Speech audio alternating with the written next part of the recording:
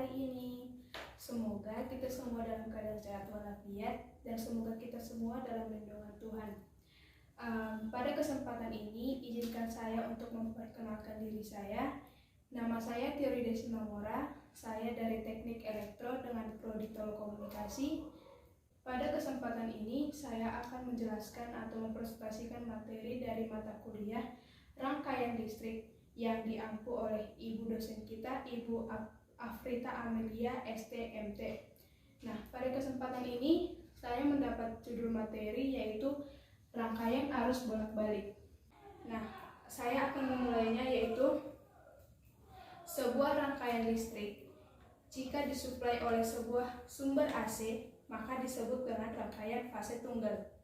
Jika rangkaian arus bolak-balik terdiri dari sebuah sumber tegangan dan resistor, maka arus yang dihasilkan akan sefasa dengan tegangan dan perbandingan, dan arus yang dihasilkan akan sama dengan resistansi. Nah, sebaliknya, jika rangkaian fase tunggal terdiri dari induktansi atau kapasitansi, maka arus yang dihasilkan akan LED atau yang sering kita dengar dengan istilah lag, maka arus yang dihasilkan akan sama dengan resistansi. Nah, sekarang kita akan masuk kepada rangkaian arus bolak-balik. Rangkaian arus bolak-balik ini kita dengar juga dalam istilah rangkaian AC. Kalau rangkaian seri berarti rangkaian atau rangkaian arus arah, maka disebut dengan rangkaian DC. Nah, rangkaian arus bolak-balik juga sering kita dengar dengan istilah rangkaian yang terdiri dari R, L, dan C, di mana R ini adalah resistor, L ini adalah kapasitor, L ini adalah induktif, dan C adalah kapasitor.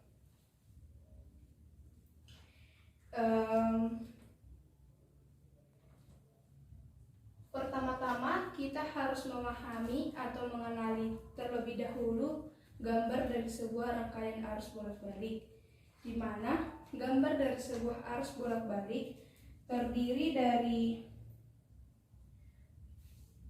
dari hambatan, kumparan atau L, dan kapasitor. Nah, dan ketiganya ini nanti akan digabungkan oleh sebuah sumber tegangan yang kita sebut dengan V.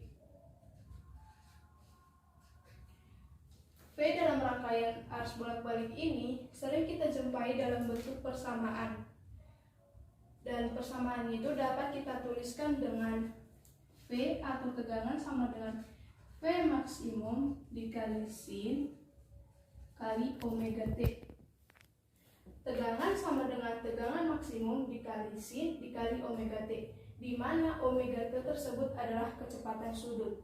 Dalam mencari kecepatan sudut, dapat kita tuliskan dengan omega T sama dengan 2Vf untuk frekuensi dan omega T sama dengan 2V per T untuk periode. Nah, dalam rangkaian arus bolak-balik, di sini kan ada resistor, induktor, dan kapasitor. Jika resistor, kita sudah mengenal resistor pada materi sebelumnya, yaitu materi arus listrik searah.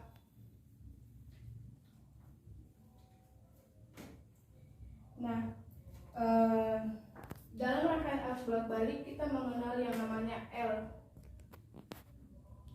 atau hambatan dengan satuan Henry atau kita simbolkan dengan H, dan kapasitor dengan satuan Faraday atau kita simbolkan dengan F. Nah, pada arus bolak-balik kita mengenal yang namanya hambatan murni dan hambatan tidak murni. Hambatan murni yaitu antara lain adalah resistor. Hambatan tidak murni yaitu adalah L dan C. Jika dalam rangkaian arus bolak-balik, jika L dan C berubah menjadi hambatan tidak murni, disebut dengan rangkaian XL dan XC, di mana satuan dari XL dan XC itu adalah sama-sama ohm. XL dan XC juga memiliki rumus, yaitu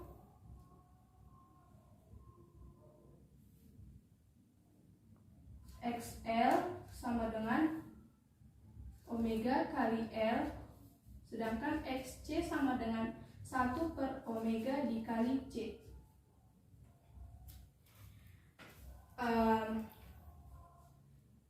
Sebuah induktor dan kapasitor jika menjadi hambatan murni atau menjadi hambatan tetap, hambatan sendiri, maka satuannya adalah Henry dan Faraday. Jika menjadi hambatan tidak murni, maka satuannya adalah Ohm.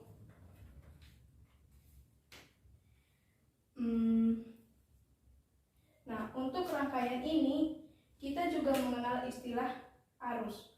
Dalam rangkaian kita mengenal istilah yang namanya tegangan, hambatan, dan arus. Sekarang kita akan membahas arus.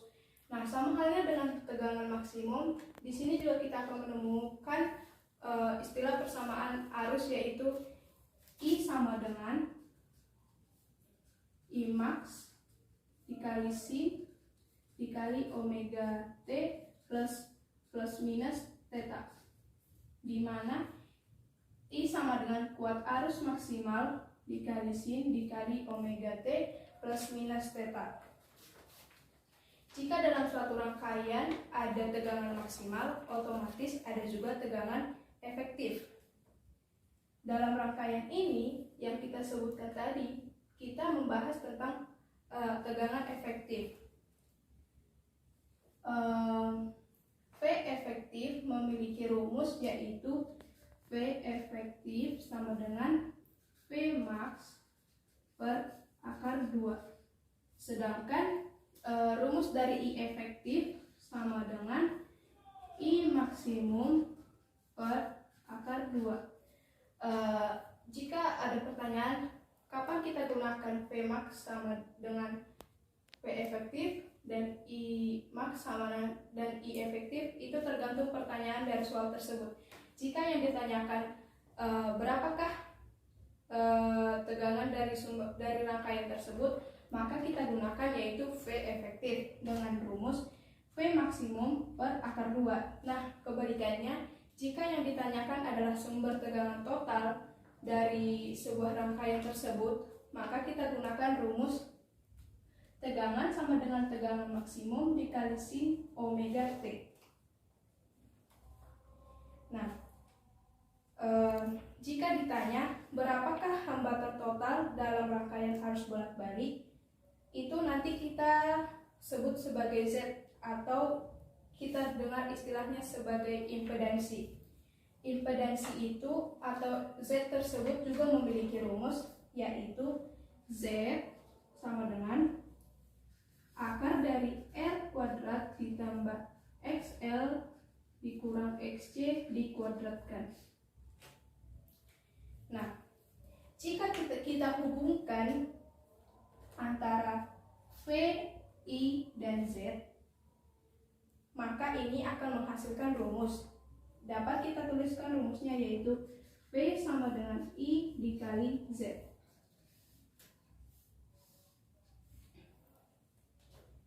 Nah, yang kita pakai tergantung dari soal rangkaian tersebut. Nah, penggunaannya itu tergantung pada pertanyaannya.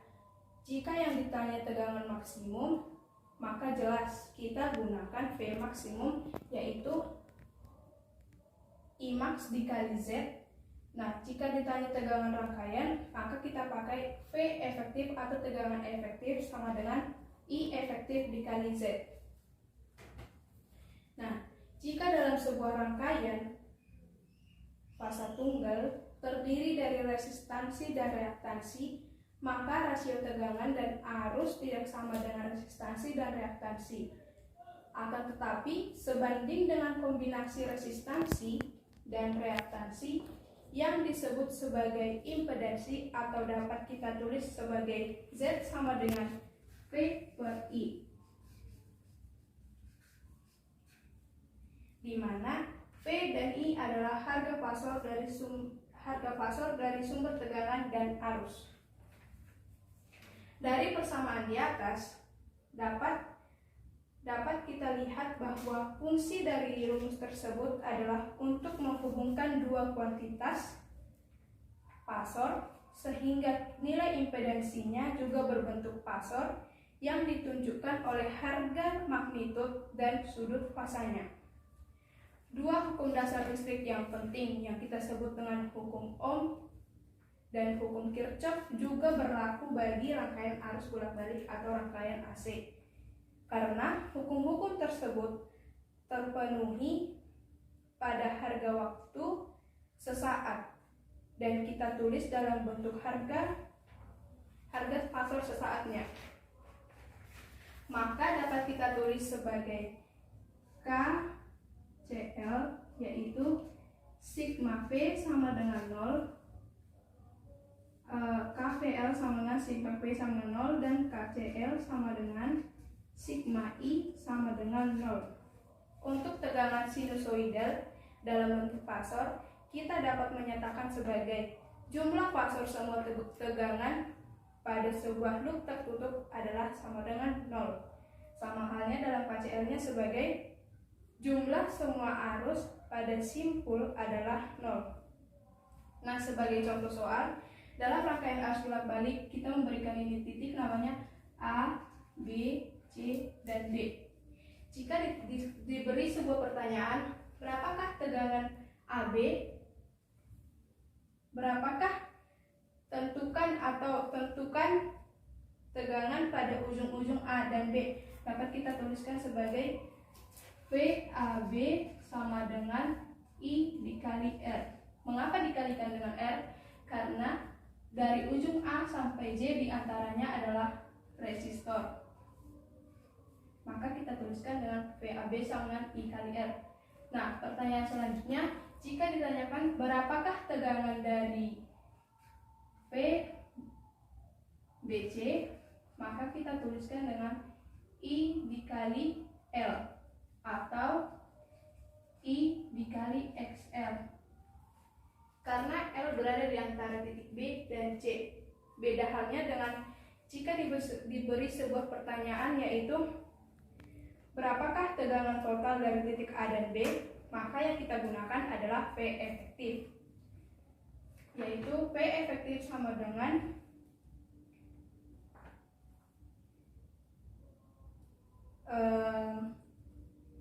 I dikali ZRL.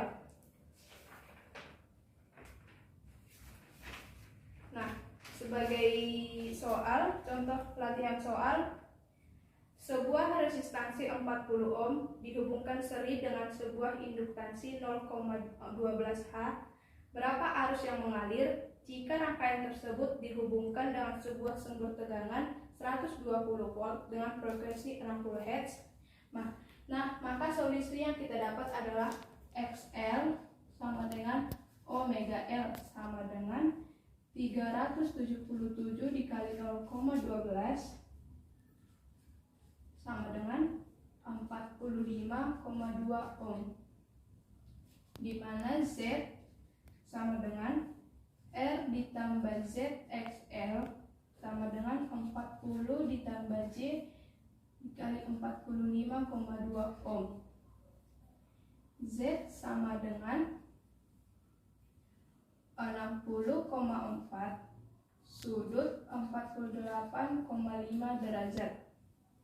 Misal, pasor tegangan berada pada sudut 0 derajat, maka diperoleh I sama dengan P per Z, yaitu 120 sudut 0 derajat per 60,4 sudut 48,5 derajat sama dengan 1,99 sudut minus 48,5 derajat. Maka I-nya adalah sebesar 1,99A dan tertinggal V sebesar 48,5 derajat. Dapat kita gambarkan sebagai berikut.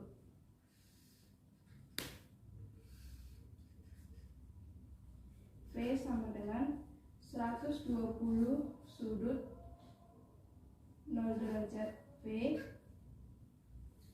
theta sama dengan 48,5 derajat, dan I sama dengan 1,99A. Baiklah teman-teman, sekian hasil presentasi materi yang bisa saya sampaikan. Semoga materi yang saya sampaikan dapat berguna bagi kita semua.